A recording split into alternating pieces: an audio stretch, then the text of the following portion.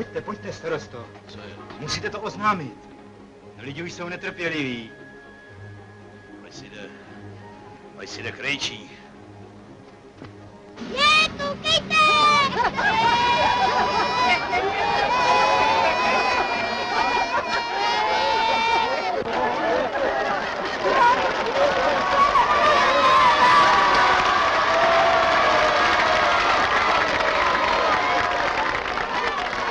Ať je socialismus! Ano! Ať žije naše strana. Vyhráli jsme v našem kraji.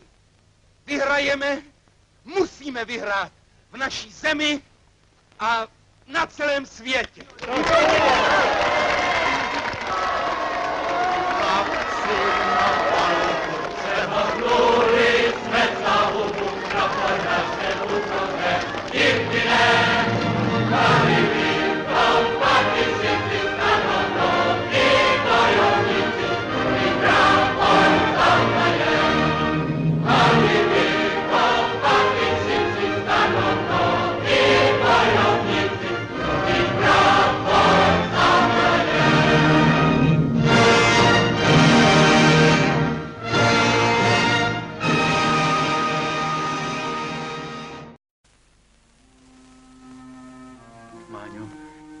Už se rozloučíme.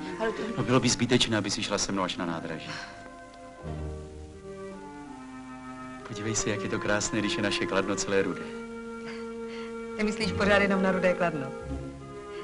Přál by si, aby celá republika byla rudá, viď? Však ty bys si to taky přála, ne? Věřím, že to jednou bude, Máňo. Rozhodně bude. Ale musíme se o to přičinit.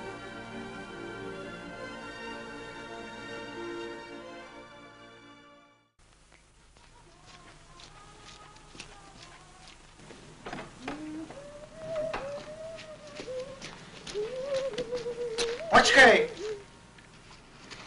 Co utíkáš? Ančo! Tak co?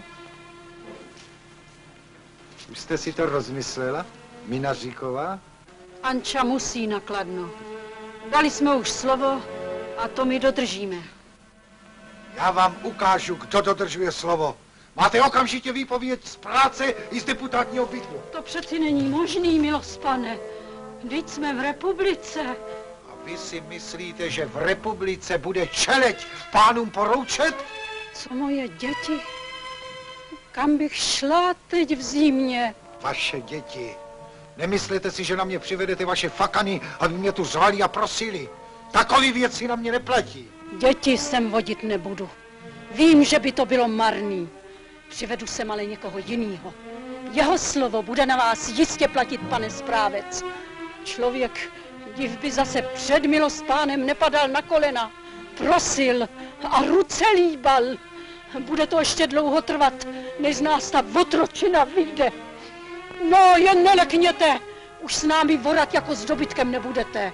A s našimi dětmi už teprve ne. A na mojí Anču si marně zuby brousíte. Nekručte hlavou, znám vás a vidím vám až do žaludku. Vaši výpověď nepřijímám a stěhovat se nebudu. Pojď, Aničko. Zatracená pakáž bolševická. Jsme hrdí na všechny ty naše soudruhy, kterými jsou po prosincových událostech naplněny žaláře této republiky. Rozcházíme se úplně se zrádci socialismu. Stavíme se v jednotné šiky třetí komunistické internacionály. Podáváme ruce bratrům proletářům všech národů, abychom s nimi bojovali svůj velký revoluční zápas za socialistickou společnost.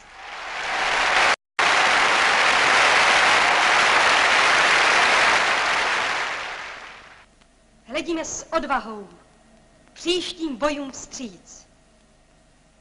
A v den 1. máje při přehlídce bojových šiků voláme: nám patří budoucnost. Náš bude svět. Dnes ke konci procesu považuji za nutné znovu prohlásit, Jsme komunisty. Hlásíme se k třetí internacionále a jsme přesvědčeni o příchodu sociální revoluce.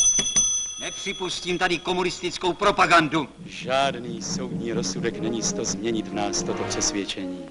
My naopak věříme, že pro záchranu lidstva je třeba rozbít kapitalistický řád a vytvořit svět svobodné práce, svobodných národů, svět opravdu nový, svět socialistický.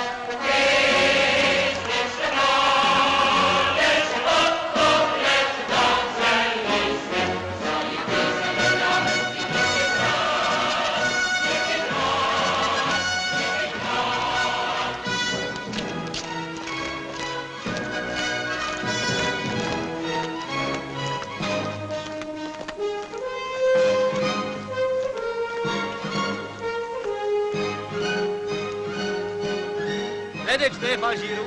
Ne, na Cázavou. A co ten fest? Když ona se mu líbila ta rádiovka. Slováci Rádia Festival!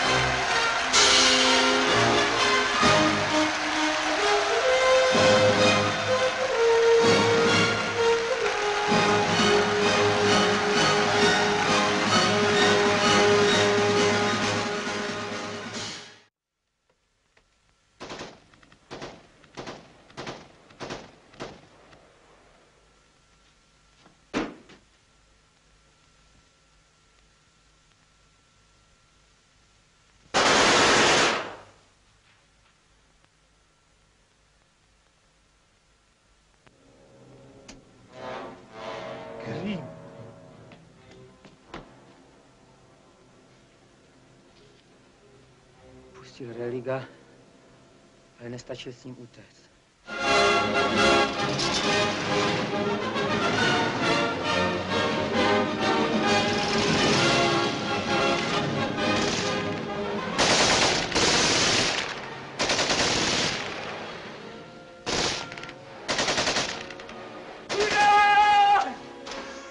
Nekřič, prasknou mi bubín. Pojď, půjdeme jim otevřít. Co to tam děje? Sestra na ně přestali střílet. Rudolárníci, probuď se. Zachrání nás po druhý. Jednou v Praze a teď tady. Kluci, ode dneška jsem rudej a do smrti smrťoucí mě nikdo nepřebarví. Jirko, přijmete mě do partaje. A jdi ty maloměšťáku, z tebe nikdy nebude komunista, máš syslí povahu. No jen se k ním tak nehrň, z toho nic nekouká. Už jdeme, tovariši, hned to bude.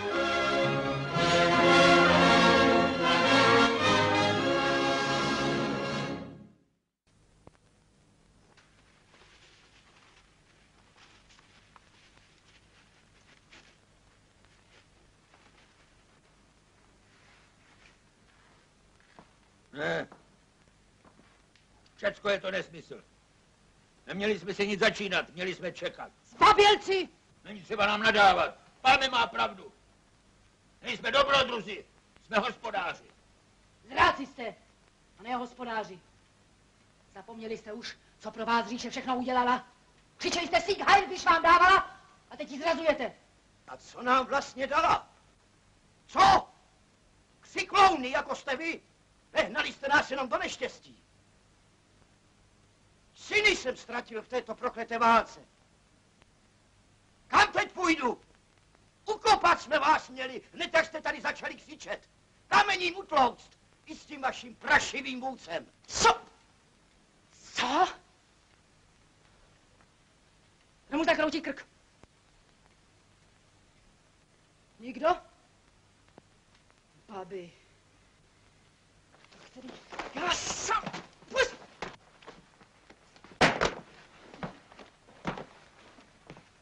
Neblázněte, Elzo. Stačí, že blázní starý Gerl. Podívejte se kolem sebe. Je konec, co pak to nevidíte? S námi se všemi je konec. Tady nesedí jediný člověk, aby z jeho rodiny nezaplatil někdo životem vaše sliby. Říkali jste, Čechy, vy jste ho jim zaural, zbylí vám budou nádenničit. A teď jen čekáme, až nás odtud poženou. Repe kuš. Nechte ho mluvit. Zakřikovali jste lidi dost dlouho. To je vzpoura. Proti komu?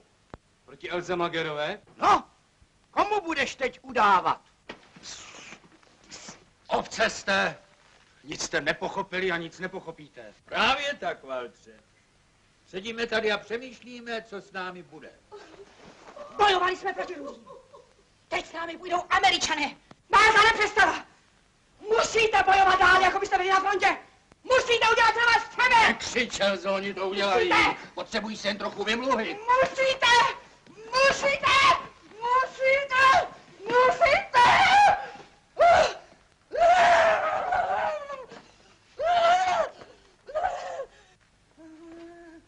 Ano, Marie, Frici, jděte sebou. Umýjte ji studenou vodou a dejte jí napít kořálky.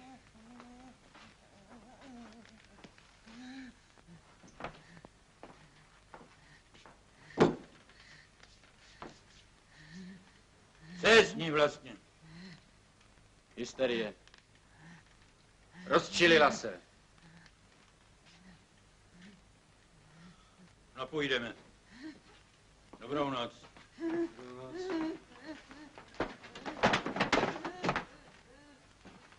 Nikam nepůjdete. Nejdřív se musíme dohodnout. Půjdeme. Čeká nás ještě mnoho práce. Děkuji vám za vaši nezištnou pomoc, pane Brendle. Nejsem tak nezištný, pane předsedo. Dokonce vás musím poprosit o úsluhu. Potřebuji totiž byt, pokojík pro mou novou spolupracovnici na poště. Přijede dnes večer a neměla by kam složit hlavu. Ale ovšem, nastěhujeme ji k Týcovu. Platí? S dnešním dnem jste spokojen? Děkuji. Je to pamětihodný, historický den. A kromě toho nás naši sovětští přátelé znovu přesvědčili, že na jejich slovo a pomoc se můžeme vždycky spolehnout. Činím z toho své osobní závěry. A mohli byste nám říci, jaké? Snažil jsem se poznat, na jakých principech stojí toto nové Rusko, které nás zachránilo a podává nám pomocnou ruku. Váš pan otec, slečno, byl tak laskav a půjčil mi knížku, malou knížečku. Bylo vidět, že prošla mnoha rukama. Přečetl jsem ji pozorně a říkám ano. Myslím, že každý poctivý člověk musí s ní souhlasit. Ta knížečka se jmenovala Komunistický manifest. Přečetl jsem v životě mnoho knih, ale tahle knížka, ta mi otevřela oči. Objasnila mi mnohé, co mne po celý život jaksi uráželo a s čím jsem si nevěděl rady. Představil jsem si například zdejší textilku a ptal jsem se, zda je správné, aby se stala soukromým vlastnictvím pana Trnce, nebo zda bude lépe, aby ji spravovali v zájmu nás všech lidé, jako váš pan otec a všichni ostatní. Pravím, že nestojím na straně vlastnických pudů pana Trnce a že to považuji za platné i pro všechny ostatní případy. Začínáte už tedy chápat, co to znamená pojem soudruh? Myslím, že už začínám chápat, ale k úplnému pochopení by člověk musel žít soudružsky. A teď, když se vám tolik věcí objasnilo, co uděláte? Nezaklepáte? Je to příliš vážný krok. Jistě jste o něm uvažoval. Uvažoval. A ptal jsem se, budu-li mít dost síly, abych pak splnil, k čemu se zavážu. A na soudružství jste zapomněl? Máte pravdu. Byl jsem příliš dlouho sám. A nevím ani proč. Donesu vám přihlášku. Tady je jeden ručitel, tady druhý a táta se bude chtít také zaručit. Je to příliš velká čest pro mne. Příliš velkou důvěru ve mne kladete. Přišel jsem cizí člověk a od prvního dne jste mi podali pomocnou ruku. Nezapomenu nikdy. Nemohu zapomenout. Jsem váš.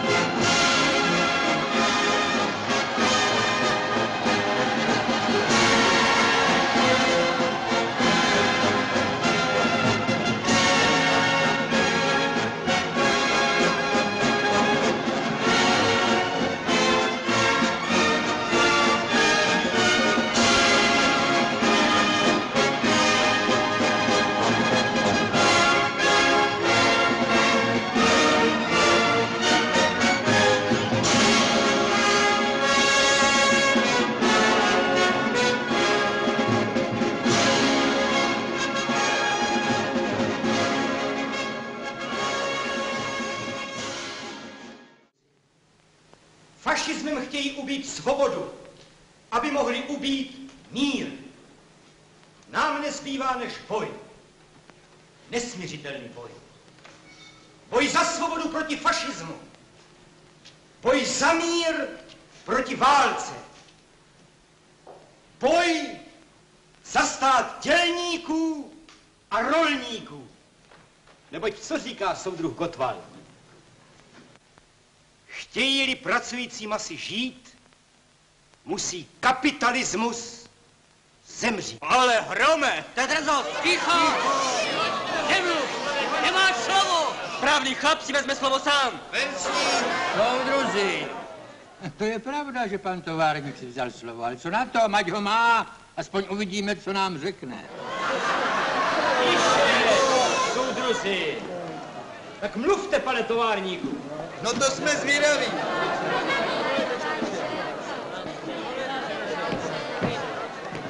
Mladý pan šéf. Vážení, řečník, co tady stál, vám řekl, Ale není tomu tak. Pokud jsem informován, tak dělný lid si na tom stojí dobře. A kdo pomohl dělnému lidu? Pan továrník. Kdo vám dává práci? Pan továrník. Tak si takového člověka máte vážit. A co ten takzvaný socialismus? Přichází jen, aby přinesl ještě větší zmatek. No, známe ty pány proroky, známe ten jejich bolševický ráj, to jejich Rusko. Chudáčci, co pak je tam, co? Hlad a hlad. Však je mezi námi jeden, který to viděl na vlastní oči. To Rusko. Pane Antoníne, no? Jen jim to povězte, jak je to tam je. No, o té bídě, jak tam jedí tu kůru se stromu. Taky jste tady u nás našel dobrou práci. No však už vám to řekne sám.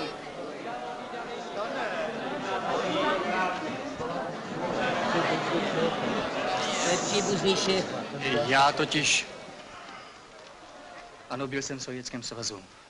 Jinak mohu tu celou věc těžko posuzovat. Nestarám se o politiku. Počkejte. Mluvte ale čistou pravdu. Je tam hlad? Hlad? Ne, to ne. To bych nemohl říci. A jak je to s nezaměstnaností? Viděl jste tam nezaměstnané? To jsem neviděl. Nikde. A co děti? Jak vypadají? Děti? No, to byl jeden z nejsilnějších dojmů. Viděl jsem v Leningradě palác pionýrů. Jinak... Vím toho bohužel málo o Sovětském svazu, ale hlad tam rozhodně není. A žebráka tam neuvidíte. Slyšeli jste, soudružky a soudruzi?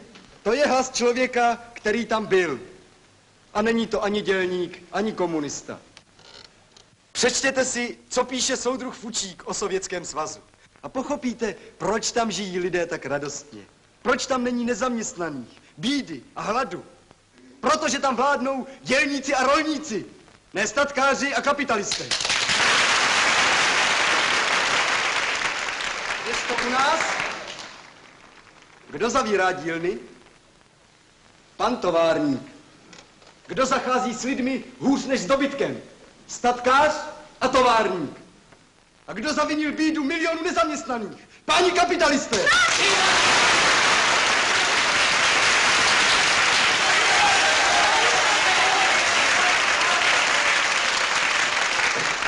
Však my si ještě z jednoho nepožádek. Rozpuste to. Rozpouštím schůzi! Jménem zákona rozejděte se. Člověči, dělejte něco.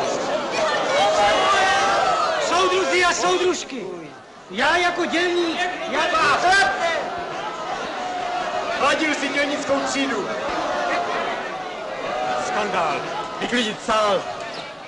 Dejte nástup. Pohotovostný oddíl nastoupit. Za mnou pokusem vpřed.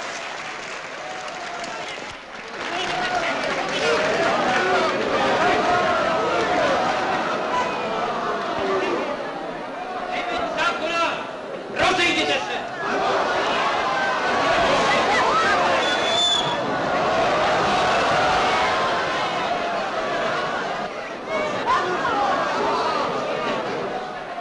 Už dosti válek, dosti bídy, ať pušky světa oněmí.